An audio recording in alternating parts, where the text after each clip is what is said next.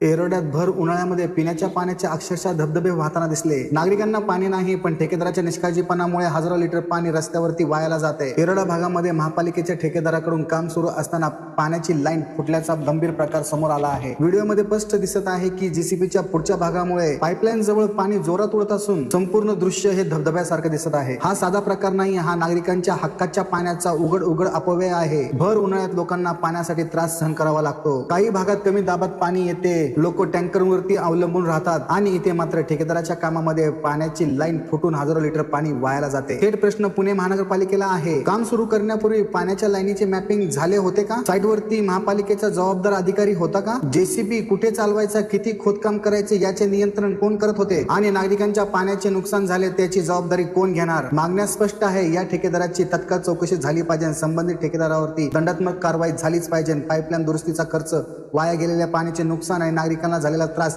याची वसुली ठेकेदाराकडून झालीच पाहिजे। आणि ज्या अधिकाऱ्याच्या देखरेखीखाली हे काम सुरू होते त्याची देखील जबाबदारी निश्चित झालीच पाहिजे, कारण हे पाणी ठेकेदाराच्या बापाचं नाही, हे पाणी जनतेचं आहे आणि जनतेच्या पाण्याचा असा धबधबा करून अपव्यय करणाऱ्यांना माफी नाही। तुमच्या भागामध्ये कामाच्या नावाखाली पाण्याची लाईन, ड्रेनेज लाईन किंवा रस्त्याचं नुकसान होत असेल तर व्हिडिओ पुरावे ठेवा आणि तक्रार दाखल करा। तक्रार कशी करायची त्याचा संपूर्ण तक्रारी अर्जाचा नमुना शेवटी जोडलेला आहे। धन्यवाद।